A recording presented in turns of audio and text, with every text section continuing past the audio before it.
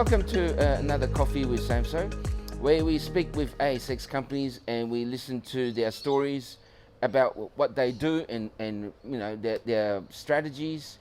Today I've got Suvo Minerals Limited here with us talking about industrial minerals, something a little bit different. They're the only Kaolin producer, and I've got Rob Martin here with me, who's the Executive Chairman.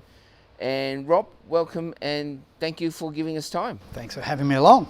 Yeah, so Rob, you know, look, Suvo is in a space where there's really very little other counterparts in the industry, and you are a recent sort of producer tag. So maybe give us an idea of what Suvo is and where you guys are headed. Yeah, well, we listed back in August 2020 on the back of a silica, sand and kaolin asset, both here in Western Australia. We were listed for about 2 months and we were approached by a group that represented Imery, who's one of the largest industrial minerals producers on the planet, to buy their Australian operations. So we got quite fortunate that during that process we had a number of board members and people working for us that were ex-Imery employees. Dr. Ian Wilson is a world-renowned authority on kaolin, and Eileen Howe was worked for Imery and was the in-country manager in China for many, many years for Imery. So we went through a process with those guys. We become the preferred bidder. We settled on that in December. So about 4 or 5 months after we were listed, we turned into a producer. So it was quite a quick transition, but a very, very profitable one and a very, very good one for our shareholders. So, you know, we originally bought the or bid for the Imery operations because we wanted to get a suite of skilled workers. So if you look at kaolin in the country, there's really only a couple of small kaolin operations, and then there was Imery's operations. They are, or now we are, the only hydrous kaolin producer in the country. We, as I said earlier, we were originally listed on a kaolin asset here in WA, and we thought if we purchased the Victorian assets, we could use their skilled workers and chemists and industrial engineers to help us develop our West Australian assets. We got under the bonnet and we looked at this asset in Victoria and we went, wow, there's a real opportunity here to actually do something with this. The reason Imery moved it on was simply COVID, too far away, a little bit hard to manage. There's a common misconception in the market that it's falling down and the resources are gone. That's not the case. You know, we'll have some resource upgrades for both Pittong and Trawalla, in the next 2 or 3 weeks to the market, and we're talking 20-year mine life. The plant itself has the capacity to do 50,000 tonnes. It requires a small amount of maintenance to bring it back up to top notch, and we're talking single-digit millions to put that back to where it was, and it's a cracker for the next 20 years. There's no secret that we are looking at upgrading that, so we're looking at upgrading that as we speak. We engaged Primero to help us through that process. We're looking to add another 45,000 tonnes per annum to that production, which will give us about 90,000 tonnes out of there. Now, to put that into perspective, we ended up paying about $1.7 million for it. To rebuild that as it stands now and have those mines, you'd be looking at north of $150 million. So, we were quite fortunate to be able to pick that up. As I say, we had the skilled people that could move it along. And in the first half of owning it, we produced $1.5 million in EBITDA, so we've nearly paid it back already. Production at that site has now gone from, I think when we purchased it, they were roughly doing 20,000 tonnes per annum. We're probably at a stage now where we've looked at doubling that without adding real additional costs to our all-in sustaining cost model. So that's been quite beneficial, and we'll see that come out in the bottom line, over the coming months. So yeah, we were quite fortunate, very quick from a listing point of view to be from an explorer to a producer, but very beneficial for the shareholders. And it gives us that expertise now to develop our Gabon operations, which, we've got a maiden scoping study out on that shows quite a very, very large NPV, $705 million, life of mine revenue of $3.6 billion, here in WA. So we can use those skilled people now to help us develop that into a larger operation, and hopefully capture quite a large part of that market. I mean, it's no small feat to go from an explorer to producing any commodity. Yeah. It's a full stop. And the fact that you guys are in an industry, because Kaolin is a very, from speaking from my own personal experience, it's quite unknown of what the commodity is. Even exploring it or finding it, they're very quite unique. And I guess the geology is simple in a sense, but there's actually complications as you go up that or down that chain, right? Yeah. So can you give us an idea? I guess you will be the best person to give us what is the Kaolin market, and what are we should be looking for, and how does Suvo benefit from those things? Well, kaolin itself's not rare. It's an industrial mineral. It's been around for thousands of years and been traditionally used, ceramics and coatings and all those wonderful things. So it's not rare. What is rare is to have a deposit that is close to power and water infrastructure, being able to get it to the market. So, kaolin, if you look at our Pittong operations that we purchased from Imery, we have 21 different product lines out of there. So every end user is unique and different.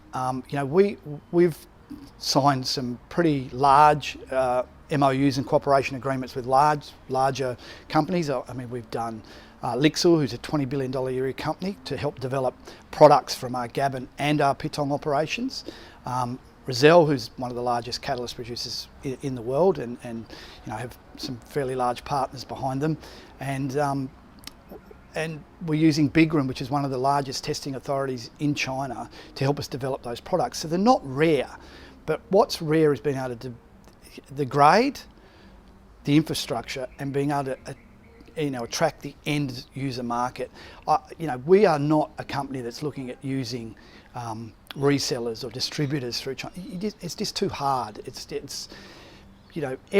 I said, every product is unique to the end user. So to go to a distributor in China and say, please sell this, that's not our business model. That's not how it's going to work. So, it's not a unique mineral, but those elements of it are unique. So we're fortunate with Pittong that we already have a customer base. Imery had developed those 21 products. So you're looking at putting, it's pretty standard uses. You've got paper coatings, paper fillers, rubber. You're looking at porcelain, ceramics, all those type of end users, traditional end users. So your grades will vary depending on what they want and who they want.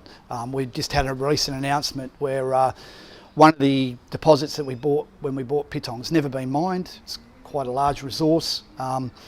We've gone back and re-drilled to bring it up to a JORC code, and we find that it's got 38% halloysite in it, which is great.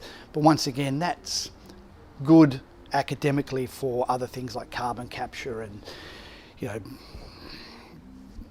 all those buzzwords. But what it'll be predominantly used for at the moment out of Pittong will be for the high-end ceramics. Now, Pittong doesn't produce a ceramic grade material at the moment, so we're still going to look at carbon capture, nanotechnology. We're going to look at all of the things that go with having that level of halloysite in our product, but it will predominantly be used for the high-end ceramics industry, which will then expand Pittong's operations considerably, because it's never been done there before.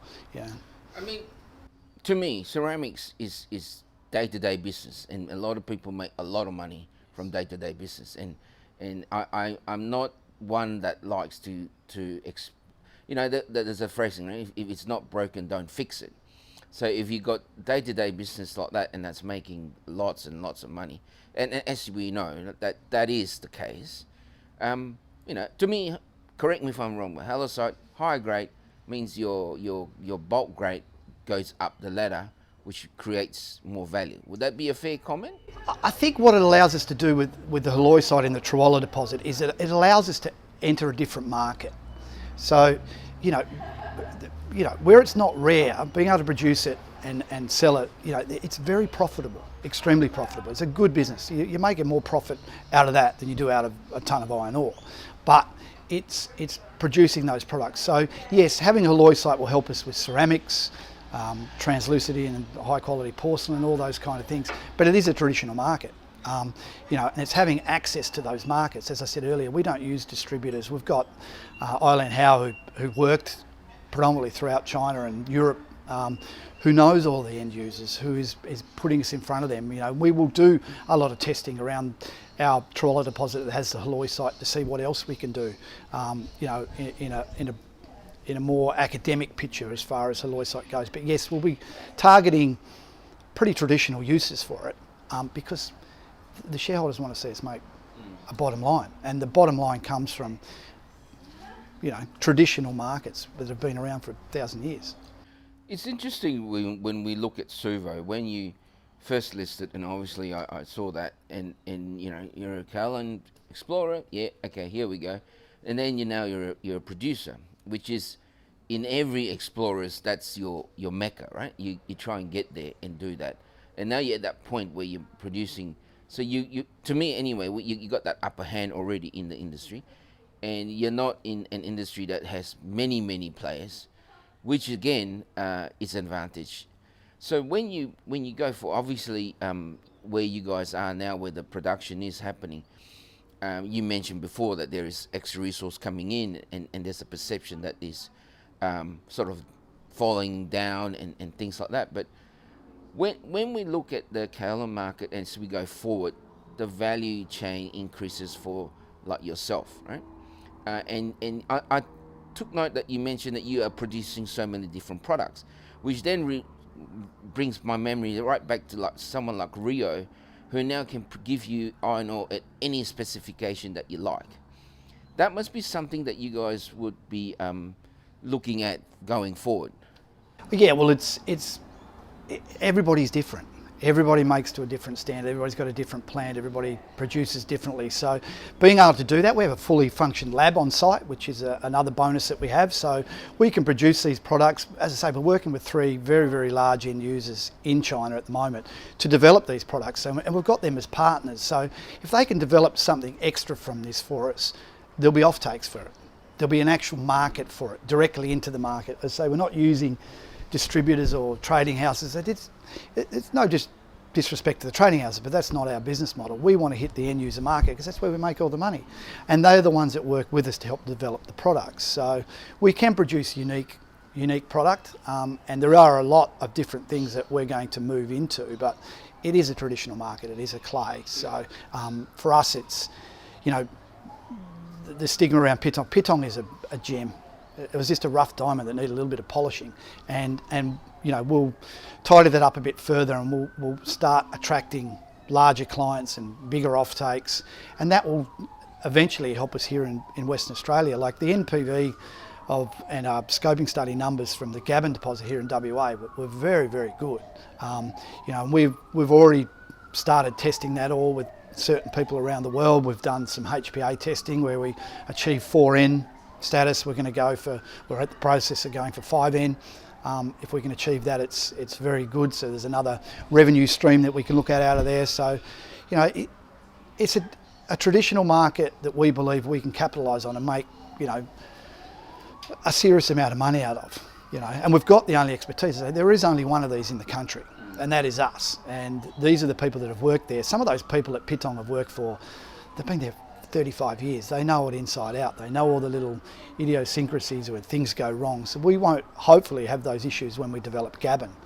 So we're looking forward to it. It was kudos to the board and to the management of Suvo to be able to go from a junior explorer to the only producer in the country in 5 months, because it was a big task, and we put in a hell of a lot of hours with our lawyers to make that happen. And we're very grateful that it did happen, because it is, as I say, Pittong is a cracking asset. Look, I think at the end of the day, it's an understatement on Suvo's point of view by the market that what you have there, because, granted they have valid reasons to say, oh, it's falling apart, whatever. But the flip side of that is, if they were wrong, and by the sound of it, if they are, then there's a big you're in a very big advantage, because, as you've said, you've got 30 odd years of experience that's sitting there that you can use to develop other projects, and you don't make the same mistakes, right? And if you need to build another one somewhere else. And that's the key. I mean, also what we've got now is we can do it now. The market's evolving in kaolin in Australia, but people are talking about things, but they're years off. We can do it now. We can talk to those end users now. We can be the first to market, first to develop. If something comes up and we can do anything special with our halloysite deposit with any of our partners up in China or Japan, we can do it now.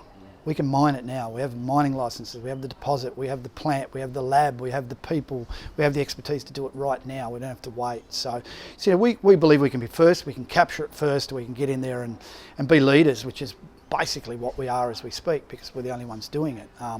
There's other operations coming on here in WA, but that's a different processing. That's a little bit different to what we do. They'll come on shortly, but what we do is pretty unique, and we've got a good bunch of people that can get us to where we need to go with that. What I like about Suvo is, as we sort of coming out of this, last 18 months of hiatus in the world, there's a trend I'm seeing, that there's non-traditional commodities or metals are making sticking their head out, like simple things like moly that you never heard of, tin's at all-time high, and then uranium's making a resurgence, and all this kind of stuff. And obviously, the EV metals are doing it. So kaolin is again that part, and I see this moving forward. And Suvo is well positioned in some ways. I looked at it. There's another thing when I looked at you guys, when I saw this, and I understood that, and I saw your presentation, which we sort of discussed before, that you've got other sort of projects in mind which can add to this industrial producer / explorer, right? Yeah. Well, apart from Gabon, which we're flat out working behind the scenes to develop, applying for licenses, doing what we need to do. The Gabon kaolin deposit affords us a lot of luxuries, that it's on cleared farming land. We don't have environmental issues.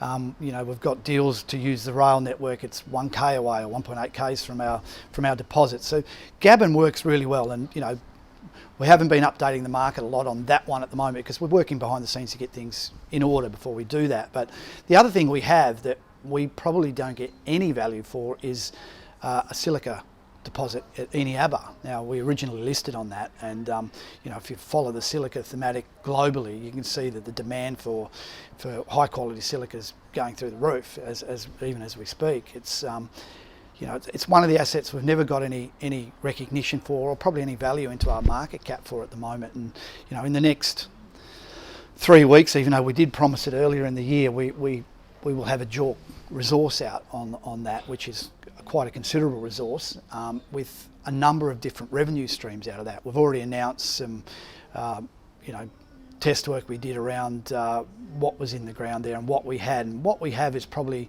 4 different revenue streams out of that one deposit. So we'll have a silica flour, which is naturally occurring in the ground.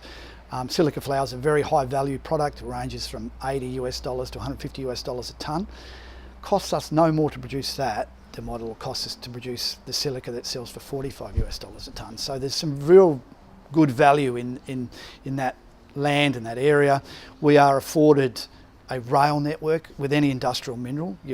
Two or three of your biggest things are freight, power and water.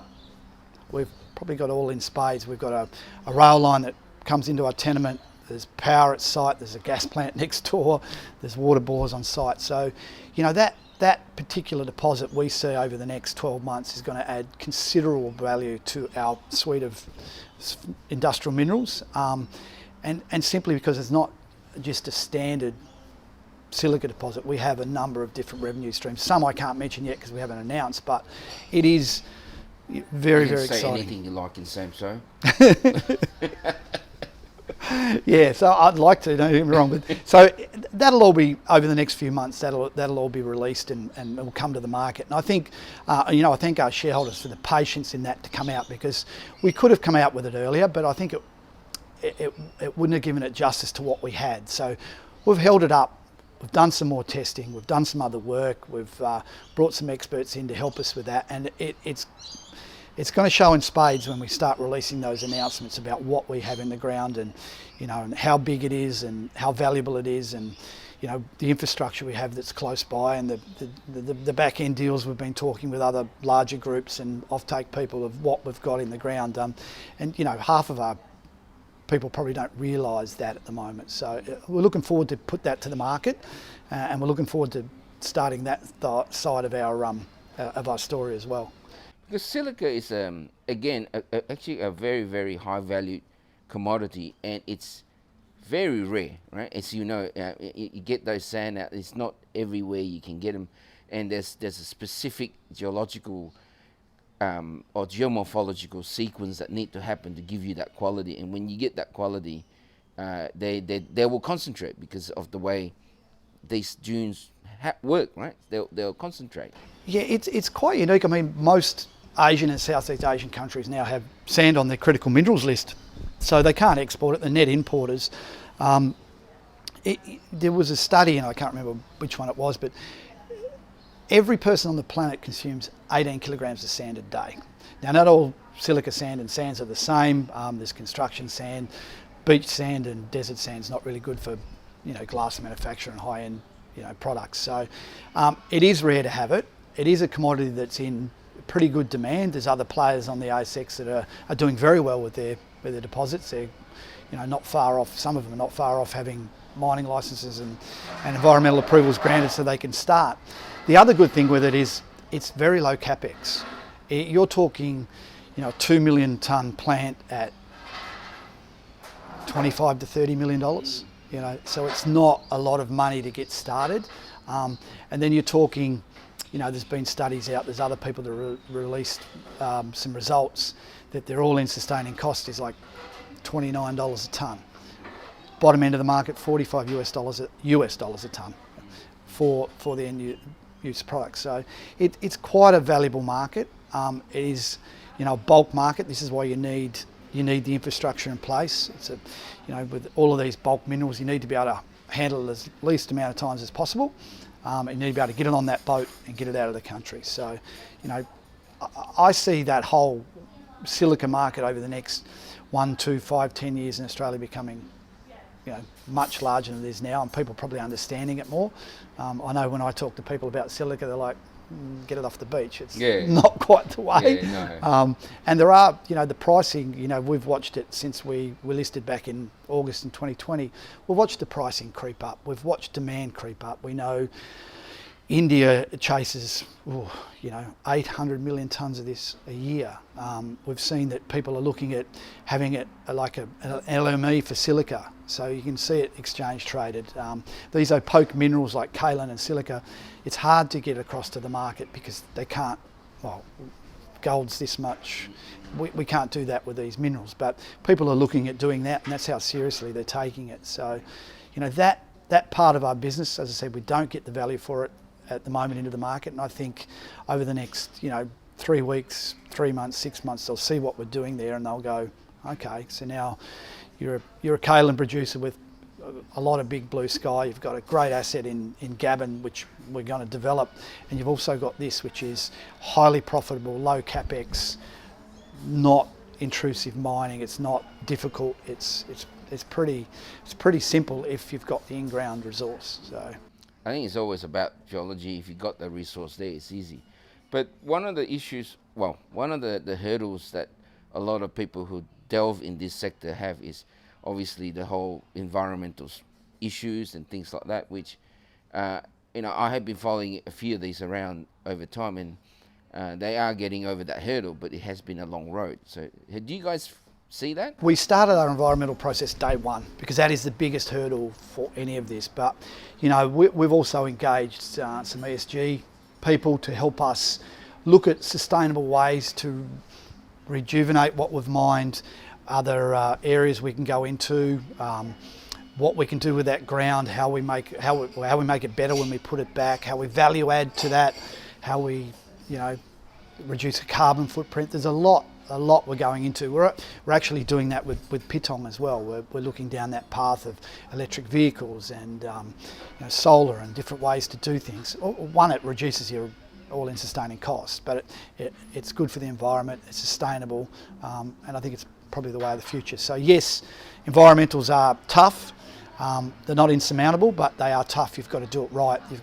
I think we're probably thinking outside the box a little bit on that one as well, to offer other solutions for when we have a rehabilitation plan. So we look forward to probably enlightening the market on that a bit further once we come out with our maiden resource and start telling the story on that side of it. I think the oncoming big wave of ESG is going to make a lot of other sectors a bit more difficult, and I think what I appreciate what you're saying is, yes, it's tough, but I think once that comes on, your level of toughness is almost going to be on par with their level of toughness. So it's no longer unique to your sector. I think everyone's going to face that one way or another, right? 100%. We're trying to be in front of the curve. Yeah. We've got some very intelligent people working for us with that, and it's some of the things they come up with actually blow my mind with what they say we should do or how we should do it or where it value adds, not only for Suvo's mining and cosping, but for when that project's finished. So there's a lot of exciting little things that will come out of that, and I think that's what will make us a little bit different than everybody else. We've got other plans to make our environmental processes easier. Will it make it easier? It is a tough road. You've got to do it right. There are a lot of hoops to jump through, but once again, it's a process, and we started that process day one.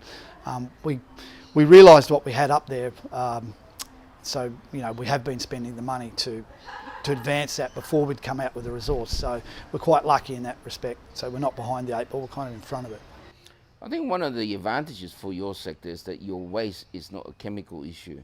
It's more of a physical issue, how much waste you have and where you put them, right? And that is the thing with what we're talking. I can't go into too much detail with our ESG guys, is how we turn that waste into something that's beneficial for the area, for the region, for the community, for a different commodity, whatever it is. It's turning that into something that's a positive instead of a negative. So we're looking at that, and we're looking at it in depth, and we spend a lot of time and a lot of resources on that, because we believe going forward it is critical to most operations, and it's a responsible way of doing things. Yeah, I think that's a foregone conclusion. Everyone's got to go head down that road. I think so. Look, I like Suvo's concept and where it's headed, because first it's in the industrial sector, which I still believe is lagging and sort of unloved in the wake of all the sexy commodities that's been flying. But going forward in the next 12 months, 18 months, for those investors that are sitting on the sideline, or the guys that are already in thinking buy, sell, buy more, whatever, what would you say to them? What's that pitch that you would give? Being in it, it is an opaque market, so a lot of people don't fully understand it. All I can say is it's the kaolin side of it. You need the expertise. If you don't have that expertise, we're fortunate. We've got Dr. Ian Wilson, we've got Aileen Howe. We've now got Frank Hart in the UK, who's signed on exclusively for us. He's dropping everybody else in Australia, and he's going to work exclusively for us because he's seen what we've got. If you don't have those people, it's very, very difficult. We have those people. We're very confident that they've been doing this for a long, long time. Very confident we can make that work. The other thing with it is extremely profitable if you do it right. Once again, it is opaque, very profitable. Silica sand, opaque market, low capex, but extremely profitable if done right. Like, you can create some, very large EBITDA numbers from your modelling, from your resource, if done properly. Now, we have the people in the group to do that. We have the people in the group to do it now, especially with the kaolin. We're good to go with whatever we need to do, and with the silica, we're progressing that as fast as possible. And I think, if people believe in that space, or they like that thematic, now's the time, because I think in 6, 12, 18 months' time, most of the players will have a much larger market cap. When people start to understand the need for it, the resource, how rare it's actually becoming, and how lucky Australia is to have good infrastructure, the ability to have other infrastructure, good people, mining people. We do it very well, and we do it sustainably. So I think if they're looking at that space, whether it be us or anybody else, now's the time to act. I like your sector for one reason. There's a saying, there are lots of people who died trying to be Paddy Hannon, but there are lots of people who made a heap of money supplying to those guys that want to be Paddy. And I was one of them. well, I see Suvo in that later part, because you are supplying those products, And Silica, unique Silica, you can have nice fancy glasses and solar panels and all that kind of stuff without the high quality silica. And you can't have your nice china, and there's lots of that kind of, and there's ceramics paper. There's ceramics in the high techs as well, right? Yes. And you can't have that if you don't have this, Yeah, well now, like I say, with the Trolla deposit and the Halloysite, it does open another suite of opportunities for our Victorian operations and for Suvo in general, because we can do it now. The high-tech stuff, it is there, it is real, but commercialising it isn't the easiest thing. But on the back of that, we can do that while still doing traditional ceramics, making the money, using some of that money to produce these other, higher tech, higher value commodities over time. But we're there, we're right to go, we're good to go now, which is unique because we are the only one. And I like our conversation before. You said you guys are just happy to supply the ceramics industry, because let's face it, before the Halloysite became a word on the ASX, lots of people making good money from simple kaolin clay, called them clay, and they were making big money, good money, right? Imery built a very large multi-billion euro business on it. That's right. And it is right, you just need, as I explained earlier, you need the people, you need that expertise to be able to drag along, because it isn't well known in Australia and there aren't a lot of experienced personnel, hence why we first looked at buying Pittong. So, we've got that, we believe we can do it, we can certainly do it here in Gabon, and we're progressing that as quick as we can. And on the back of that, we have this fantastic resource up in Eneabba for our silica sand. I think I think we've got some very prosperous times ahead, and once people do understand that space a bit better, I think we'll have the long-term shareholders will be very happy. Yeah. Look, guys, I mean, as I always try and do at this point in time, just encourage you guys to reach out to Suvo, to Rob, and ask the questions that you need to be asked, because there is a lot of new things in this sector. I like this sector, as I said, it's industrial. Suvo has that uniqueness in that sense that they are a producer. And look, that Silica Story, although, he's not letting on too much, but I think it will add a value, because if you look at the silica market, it is growing in stature, and it's still relatively unknown, right? And people don't get that concept yet. They hear the 1-2 statements, and then let's talk about nickel or uranium, But we need this stuff, right? Yeah, and that is the difference. It is, it is in big demand. Yeah. And it is growing in price, and it's getting harder and harder to find, and they're not allowed to mine rivers for it anymore, and there's a lot of environmental issues around it globally. So, Australia sits in a very unique position. As long as you've got access to the critical infrastructure and power and water that you need, and you have the deposit in the ground, I think some of these companies are going to do very well over the next few years, us being one of them. I think what I'm learning over the last 2 years is, especially through this pandemic, or whatever you want to call it, is that things are different, and the re-establishment of businesses that were not supposed to be economical is different now, completely.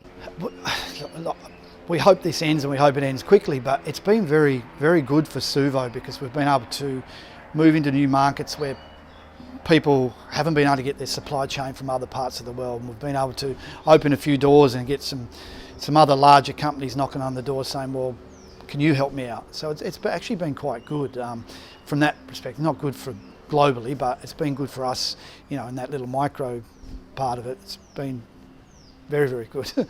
Well, look, to finish off, I have been talking to now a friend, Rick Rule, previously, and we spoke just when this was all starting in March 2020, and he said, "Oh, look, you know, the commodity market's going to not do so well for a while." And then 12 months later, we had the same conversation. He goes, "You know, no, I'm very, very happy to say that I was wrong. I was very, very wrong." But that is what we're talking about, right? Is that this is unpredictable, and what people thought was the way of the world is not. Is not. And look, it's a good way to end. Thank you for the time. Thank you very much for having me. Look, guys, it's again, we don't have this kind of conversation often, but yeah, thank you, and let's follow the journey. We'll come back when we've come out with the resource and we can talk more on our silica. Yes, yes. Okay, thank you. Right, thank you.